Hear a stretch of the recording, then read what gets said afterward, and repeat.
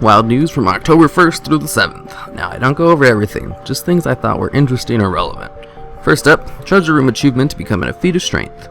And while patch 6.02, we will be retiring the achievement in the Hall of the Thunder King, as a treasure room will no longer be accessible. That achievement will become a feat of strength, and Elder Charm of Good Fortune will drop in place of the key to that room. Personally, I didn't know this was a thing. I have a few keys on my priest that I think I threw out or vendored because I was tired of them clogging up my bags, but I did take a mini break from WoW during the Throne of Thunder, and that I kinda just only logged on to raid and did literally nothing else. So I kinda missed out on all of the info regarding these kinds of things. So I guess I shouldn't have vendored those keys, or I could probably go use them now if they're still in my bank somewhere. Pet battle changes.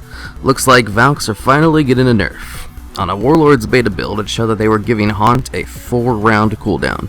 For those of you who don't know, valks are one of, if not the most popular pet in PvP pet battling, and their Haunt spell is why. Haunt is a unique to only valks. It's a 4-round dot that makes the valk appear dead while it's out, which means you get a free switch when you use it, which is amazing in PvP. Also, the valk appears as dead in the back row, so it can't be hit by AoE abilities, which is another huge plus. And that's on top of its pretty sweet damage. Once the dot was over, the valk would come back to life and just use its ability again. Or just spam it until it goes off against a pet with dodge abilities. With this change, you won't be able to mindlessly spam Haunt like you can now until it goes off, and will probably decrease the amount of valks in PvP, just because it will take some skill to actually get it off now.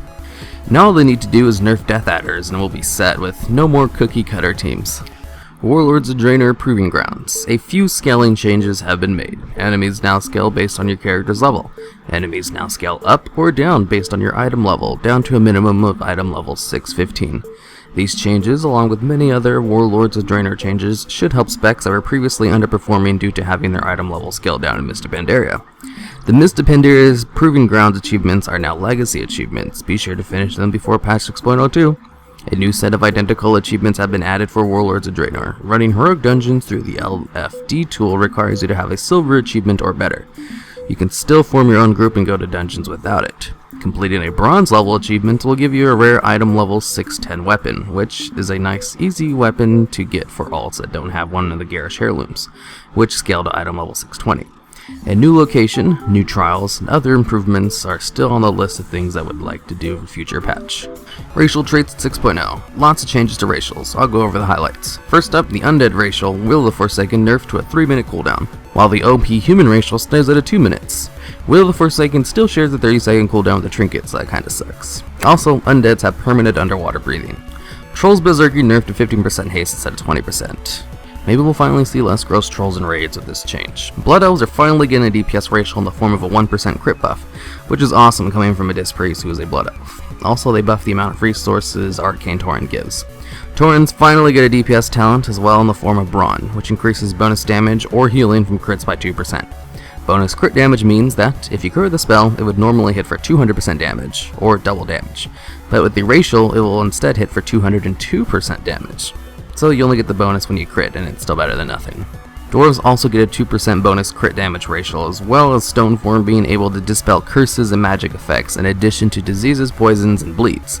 The addition of magic effects to the dispel list is huge. All the other ones are nothing in comparison to that change. Gnomes, now I don't play Alliance, so I'm not sure how it worked before, but it says their Escape Artist racial was changed to a 1-minute cooldown, so I don't know if that was increased or lowered to that. Also, they get a 1% haste bonus racial. Humans get to keep their OP racial, and gain 100 versatility, whatever that means in Warlords. Draenor's heal got a buff, and they now gain 65 of all the major stats at max level. Night Elves get an interesting change with their new Touch of Elune. They gain 1% haste during the night, and 1% crit during the day. The cutoff point for this seems to be 6 PM to 6 AM server time. Also, they get a really nice avoidance racial in the form of quickness, which gives them a baseline chance to dodge melee and range attacks by 2%. Alliance get all the good racials when it comes to Warlords. And that's it for all the major changes. If I didn't list a race, it's because its changes were not significant, or because I didn't change at all, like Worgens. DevBot. Are we going to see the Mantid again? There were a million things you did right with them, and I couldn't list them all on Twitter. They're pretty local to Pandaria. I doubt you'll see much of them anywhere else, but you never know. They can fly after all. Are 30-player normal heroic raids still planned for Warlords of Draenor? Siege of Orgrimmar on all Warlord raids, support raid sizes up to 30 on normal/heroic and 6.0. Yes.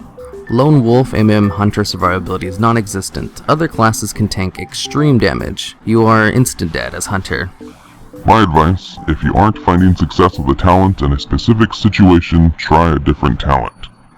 Is the price of the Alliance Chopper going to stay at 100k? Because few players have 100k to spend, including myself. I do not know of any plans to lower it. It is intended to be a luxury mount. Yay, another Blizzard representative that's Horde, and you guys still try to deny the bias.